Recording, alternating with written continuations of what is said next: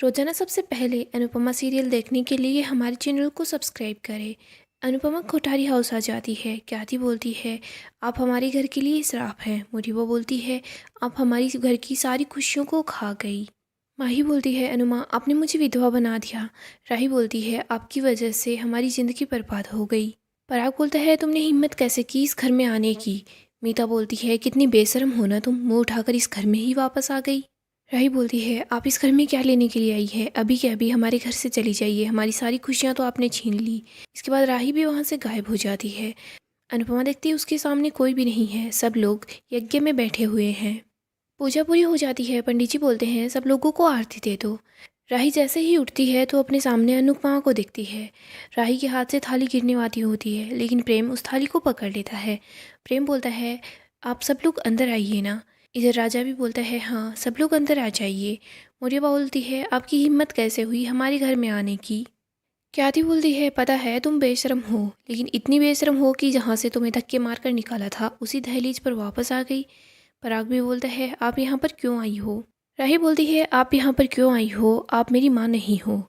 अनुपमा बोलती है, मैं यहाँ पर माँ बनकर नहीं आई हूँ, ना ही अनुपमा बनकर आई हूँ। मैं यहाँ पर सिर्फ अपने अंश की अनुमा बनकर आई हूँ। अनिल बोलता है, बापूजी, अनुपमा जी प्लीज़ आप सब लोग अंदर आ जाइए।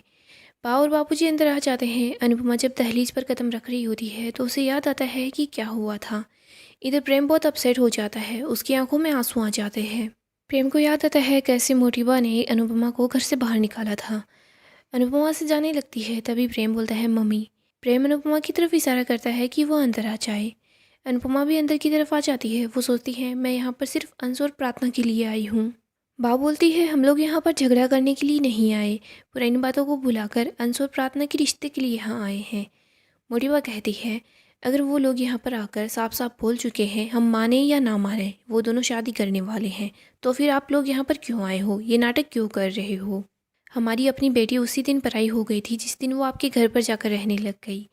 अनु बोलती है, अगर आपने अपनी बेटी पर थोड़ा बहुत भी भरोसा किया होता, उसे प्यार दिया होता, तो आज वो हमारे घर पर नहीं आपके घर पर होती। गौतम बोलता है, प्रार्थना भोली है, वो बिल्कुल ही बेवकूफ़ है, उसको उल्टी पट्टी पढ़ाने वाली आप हैं। आपने ही प्रार्थना के कान भरे, मेरा और प्रार्थना का डाइवोर्स करवा दिया। अंश को बोला कि वो प्रार्थना के पीछे ही रहे, और अंश ने प्रार्थना को भी पटा लिया। अनुपमा बोलती है, प्रार्थना पर हाथ उठाए तू, बदतमीजी प्रार्थना के साथ तू करे, प्रार्थना के साथ ज़बरदस्ती तू करे, सारी की सारी हदें तू पार करे, और गलत मैं हूँ। अनु बोलती है, नारी और धरती माँ दोनों ही बहुत कुछ सहती है, लेकिन बात जब हद से आगे बढ़ जाए तो नारी क्या, धरती माँ भी पलट कर वार करती है। तुम्हें पिछली बार वाली मार तो याद होगी ही ना। खैर, मैं पहले की बातों को नहीं दोहराना चाहती। ख्याति बोलती है, तुम बातों को दोहराओ या ना दोहराओ, जब भी तुम सामने आती हो तो पहले के जख्म हरे हो जाते हैं। अनु बोलती है, अंश और प्रार्थना शादी करने वाले हैं, हम उनके साथ हैं। अगर आप लोग भी वहाँ पर आकर उनको आशीर्वाद दोगे तो उन्हें अच्छा लगेगा। अनु पराग को बोलती है, पराग जी, आपकी बेटी कितने दिनों से साख हाउस में रह रही है, उसे वहाँ पर एक बेटी की तरह प्यार मिल रहा है, तभी तो वो यहाँ नहीं आई, उसे आप लोगों की ज़रूरत भी महसूस नहीं हुई। पर फिर भी कहीं न कहीं एक औरत को अपने मायके की कमी महसूस होती ही है। माही और परी को भी होती होगी और राही को भी होती होगी। मैं यहाँ पर पुरानी बातों को भुलाकर और बहुत हिम्मत जुटा कर आई हूँ। अनुपमा बोलती है, मैं यहाँ पर अंश और प्रार्थना की खुशी के लिए, इस परिवार की खुशी के लिए और दोनों परिवार की खुशियों के लिए ही आई हूँ। बा बोलती है, इस रिश्ते को जोड़कर हम पुराने टूटे रिश्तों को भी फिर से जोड़ सकते हैं। बाबूजी बोलते हैं, दोनों परिवार ने बहुत कुछ सहा है, बीते कल को भुलाकर आगे बढ़ते हैं। जैसे आपने राजा और परी को आशीर्वाद दिया था, वैसे ही अंश और प्रार्थना को भी आशीर्वाद दे दीजिए। बा बताती है, मैं तो पहले इस रिश्ते के लिए बिल्कुल भी खुश नहीं थी, लेकिन फिर बच्चों की खुशी के लिए मैं ये शगुन लेकर आ गई हूँ। आप लोग भी बच्चों की खुशी के लिए ही मान जाइए। अनुपमा बोलती है, मैं आप सब लोगों से विनती करती हूँ, मेरा गुस्सा बच्चों पर मत निकालिए, ये शगुन स्वीकार कर लीजिए और मुंह मीठा कीजिए। अनुपमा मोरिबा के सामने लड्डू लेकर जाती है। मोरिबा उन लड्डू को ले लेती है। सब लोग काफ़ी ज़्यादा हैरान हो जाते हैं, लेकिन मोरिबा उस लड्डू के डिब्बे को फेंक देती है। मोरिबा बोलती है, ना तो हमें ये रिश्ता मंजूर है और ना ही हमें ये शगुन मंजूर है। आपको क्या लगा था हम पुरानी बातें भुलाकर आप लोगों को गले लगा लेंगे। ख्याति बोलती है, हमारी बेटी पागल है, हम लोग नहीं। अनुपमा बोलती है, वो अभी भी उसी ही घर में रह रही है, फ़र्क बस इतना है शादी के बाद वो उस घर में मान सम्मान से रहेगी, उस पर कोई भी उंगली नहीं उठा पाएगा। गौतम बोलता है, ऐसा तो तब होगा ना जब मैं उसकी शादी होने दूंगा। अनुपमा बोलती है, कोई भी बालिग लड़की अगर शादी करना चाहती है तो उसे अपना नहीं रोक सकता, तू तो पराया है, तू क्या ही रोकेगा। मोटिवा बोलती है, जमाई जी आप शांत हो जाइए। मोटिवा बोलती है, अनुपमा जी मेरी बात सुन लीजिए, प्रार्थना के साथ हमारा कोई भी रिश्ता नहीं है। आपको उसकी शादी करवानी है करवाइए, लेकिन हम में से उस शादी में कोई भी नहीं आएगा। ख्याति बोलती है, सुन लिया ना, अब यहाँ से जाओ वरना पहले की तरह धक्के मार कर निकाली जाओगी। बा बोलती है, क्यों धक्के मारोगे, कौन सी हमने आपके यहाँ पर चोरी की है, हम यहाँ पर पूरे मान सम्मान के साथ आए थे। आप लड़की के घर वाले हैं, शादी में आना आपका अधिकार है, अगर आपको आना है तो आइए, नहीं आना तो ना सही, लेकिन हमारी सर पर सवार मत होइए क्योंकि इस बार लड़के वाले हम लोग हैं। बा बताती है, अनुपमा यहाँ नहीं आने वाली थी, ये तो सिर्फ यहाँ पर अंश और प्रार्थना की खुशी के लिए और मेरे लिए यहाँ आई। इसे पहले से पता था आप लोग ऐसे ही रिएक्ट करोगे। अगर अनुपमा बच्चों की खुशी के लिए सब कुछ भुलाकर यहाँ आ सकती है तो आप लोग क्यों नहीं। बेटा तो चला गया है लेकिन बेटी अभी भी है, उसे जीते जी क्यों मार रहे हो। अगर आप लोगों को इस शादी में नहीं आना तो कोई बात नहीं, क्योंकि आप लोगों के बिना भी ये शादी हो सकती है और ये शादी होकर रहेगी। अंश मेरा इकलौता पड़पोता है, मैं तो उसकी शादी धूमधाम से करूँगी, लेकिन आप लोग अपनी बेटी की शादी में शामिल नहीं हो पाएंगे। आप अपने नातिन नातिनों का मुंह भी नहीं देख पाएंगे। प्रार्थना का बच्चा अंश का बच्चा कहलाएगा, मैं उसका नामकरण करूँगी। बच्चे के बाद हमारा घर खुशियों से होगा, हमारे घर में बच्चे की किलकारियाँ सुनेगी, लेकिन आप लोग उस बच्चे की शक्ल देखने को भी तरसोगे। बापूजी बोलते हैं, खुशियाँ आ रही है, मुंह मत मोड़िए। बा बोलती है, ये महंगे महंगे हार पहनने से कोई बड़ा नहीं बनता है, बड़ा तो दिल होना चाहिए, और हमने साबित कर दिया है कि हमारा दिल बहुत बड़ा है। अनुपमा चल यहाँ से चलते हैं। अनुपमा बोलती है, देखिए आप बच्चों की खुशी के लिए उन्हें आशीर्वाद दे दीजिए। आप मुझे माफ़ मत कीजिए, लेकिन कम से कम उस बच्चे के लिए जो आपके परिवार का हिस्सा है उसी के लिए मान चाहिए। मोटिवा बोलती है, मैं आखिरी बार बोल रही हूँ, यहाँ से चली जाओ। बा अनुपमा का हाथ पकड़कर बोलती है, चल अनुपमा। तभी हम देखते हैं पराग सब लोगों को वहाँ रोक लेता है। पराग अनुपमा के पास आता है, वो मिठाई का डब्बा भी उठा लेता है, बोल रहा होता है, मुझे नहीं पता मेरी बेटी ये शादी करके सही कर रही है या गलत कर रही है, लेकिन मैं आपका न्योता स्वीकार कर रहा हूँ। ये बात सुनकर अनुपमा, बापूजी इनको थोड़ा अच्छा लगता है। इधर प्रेम राही ये लोग भी खुश होते हैं। पराग बोलता है, मैं सिर्फ अपनी बेटी की खुशी के लिए ये कर रहा हूँ। अनुपमा बोलती है, शादी में जरूर आएगा पूरे परिवार को साथ लेकर। इधर हम शाह हाउस का सीन देखते हैं। हम देखते हैं सभी लोग परेशान होते हैं। पाखी बोलती है, कंपटीशन तो मम्मी के सर पर है और मम्मी में वहाँ पर चली गई है। मम्मी को पता है कोठारीज कितनी नफरत करते हैं, लेकिन फिर भी मम्मी वहाँ गई है, पता नहीं अब क्या होगा। अंश बोलता है, लेकिन आपको जब कोठारी हाउस जाना था पार्लर के लिए तो अब आप चली गई, वो सब सही था, लेकिन हमारे लिए ये गलत है।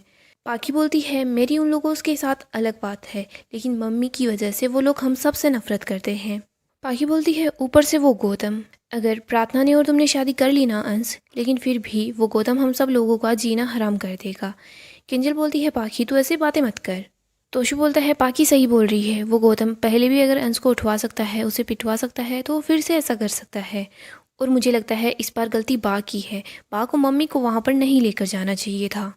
आगे हम देखते हैं, बा बोलती है, पराग मैं तुमसे बोल रही हूँ, तुमने इस रिश्ते के लिए क्यों माने। ख्याति भी बोलती है, जिस औरत की वजह से हमारा बेटा हमसे दूर हो गया, उसी औरत के पोते के साथ आप अपनी बेटी की शादी करवाना चाहते हैं। गौतम बोलता है, आपको तो उन लोगों को यहाँ से धक्के मारकर बाहर निकालना चाहिए था। मोरिया बोलती है, हमने उन सब लोगों से सारे रिश्ते तोड़ लिए थे, लेकिन इस रिश्ते की वजह से हमें सारे रिश्ते फिर से जोड़ने पड़ेंगे। माही बोलती है, आप अपनी बेटी के लिए अपनी बहू के आंसुओं को भूल गए। गौतम बोलता है, पापा आपको चुप रहना है तो चुप रहिए, लेकिन मैं प्रार्थना को ऐसा सबक सिखाऊंगा कि उसे उसकी औकात याद दिला दूंगा। पराग को गुस्सा आता है। पराग बोलता है, तुम ऐसा कुछ नहीं करोगे। पराग बोलता है, मैंने मिठाई रख ली है, इसका मतलब ये नहीं है कि रिश्ता भी रख लूँगा। प्रार्थना मेरी बेटी है। मोटिवा बोलती है, और वो बेटी घर छोड़कर चली गई। पराग बोलता है, कोई भी यूं ही घर छोड़कर नहीं जाता, गलती प्रार्थना की भी है और इस घर की भी। अगर पत्नी रिश्ता तोड़ती है तो गलती उसमें पति की भी होती है, अकेली पत्नी का कुछ नहीं होता। इधर हम देखते हैं शाह हाउस में सब लोग परेशान होते हैं। प्रार्थना भी बहुत परेशान हो रही होती है कि वहाँ क्या हुआ होगा। अनुपमा घर आती है, वो थाली बजा रही होती है। सब लोगों को पता चल जाता है कि कोठारीज मान गए हैं। दोस्तों डेली अपडेट के लिए आप हमारे चैनल को सब्सक्राइब करें और वीडियो को भी लाइक कर दें। अपकमिंग एपिसोड काफ़ी ज़्यादा धमाकेदार होने वाला है। अपकमिंग एपिसोड में हम देखेंगे अनुपमा, बापूजी सब लोग घर आ जाते हैं। वो बहुत ज़्यादा खुश होते हैं। सभी घर वालों को बताते हैं कि पराग कोठारी ने शगुन ले लिया है और वो पूरे परिवार को शादी के अंदर लेकर आएंगे। प्रार्थना बहुत खुश हो जाती है। अंशु और प्रार्थना अनुपमा को गले लगा लेते हैं। प्रार्थना बोलती है, थैंक यू अनुमा, आपकी वजह से ये मुमकिन हो पाया है, वरना मेरे परिवार वाले बिल्कुल भी नहीं मानते। इधर हम कोठारी हाउस में देखते हैं राही और प्रेम दोनों खुश होते हैं कि प्रार्थना और अंश की शादी हो रही है। प्रेम बोलता है, लेकिन पापा दिल से इस शादी के लिए नहीं माने हैं, वो बस प्रार्थना की खुशी के लिए ही माने हैं। मैं सोच रहा हूँ कि वो दिल से भी शादी को हाँ बोल दे। इधर मोटिवा तो अभी तक गुस्से में होती है। वो सोचती है कि पराग ऐसे कैसे बोल सकता है कि हम सब लोग शादी में जाएंगे। क्याथी भी शादी के लिए नहीं मानती। वो पराग को बार बार बोल रही होती है, आपने बहुत गलत डिसीजन लिया है। माही सोचती है कि मैं उस परिवार में वापस नहीं जाना चाहती, लेकिन अब मुझे उस परिवार के साथ फिर से मिलजुल कर रहना होगा। इधर हम साहा हाउस में देखते हैं सब लोग शादी की बात सुनकर काफ़ी ज़्यादा खुश हो जाते हैं, लेकिन अनुपमा तभी देखती है कि उसकी टीम बहुत परेशान लग रही है। अनुपमा जस्सी से सबसे बात करने की कोशिश करती है। अनुपमा बोलती है, क्या हुआ, कुछ हुआ है क्या? जस्सी बोलती है, वो तेरी लाडली बेटी है ना, उसने पावर गेम खेला है। उसने और पराग कोठानी ने मिलकर शायद ऑर्गेनाइजर्स को खरीद लिया होगा। उन लोगों ने बीच रिहर्सल से हमें वहाँ से निकाल दिया। अनुपमा ये बात सुनकर काफ़ी दुखी हो जाती है। पाखी भी घर पर ही होती है, लेकिन पाखी ये बात सुनकर काफ़ी ज़्यादा खुश होती है। पाखी सोच रही होती है, मम्मी और उसकी टीम रिहर्सल नहीं कर पाएंगे तो ये लोग हार जाएंगे, जीतेंगे नहीं, लेकिन हम लोग ही जीतने वाले हैं। पाखी तो यही सोचकर खुश होती है। अनुपमा बोलती है, तुम लोग फिक्र मत करो, सब कुछ हो जाएगा। बाबूजी बोलते हैं, आप लोग घर में रहकर रिहर्सल कर सकती हो। अनुपमा अपनी टीम को बोलती है, तुम फिक्र मत करो, हम कोई ना कोई सॉल्यूशन ज़रूर ही निकाल लेंगे। भारती बोलती है, हमें किसी की हेल्प लेनी चाहिए ताकि हम लोगों को वापस रिहर्सल करने के लिए जगह मिल जाए। इधर दूसरी तरफ हम देखते हैं अनुपमा, अंश, प्रार्थना ये लोग मिलकर शादी की शॉपिंग करने के लिए जाते हैं। जब ये वापस आ रहे होते हैं तो प्रार्थना एक गाड़ी से टकराने वाली होती है। अंश प्रार्थना को बोलता है, तुम देख कर चलो, और उसे साइड में कर लेता है। उस गाड़ी में कोई और नहीं, पराग, क्याथी, राही ये सब लोग ही होते हैं। ये सब गाड़ी से बाहर आ जाते हैं, प्रार्थना के पास आते हैं। इधर अंश पराग का आशीर्वाद लेता है और बोलता है, मैं अभी आपको सर बोल रहा हूँ, आई होप आप मुझे पापा बोलने का हक भी दोगे। अनु स्माइल कर रही होती है, लेकिन हम देखते हैं पराग कुछ नहीं बोलता। वो लोग गुस्से में वहाँ से जाते हैं। इधर प्रार्थना धीरे धीरे चल रही होती है तो उसका पैर अचानक से मुड़ जाता है।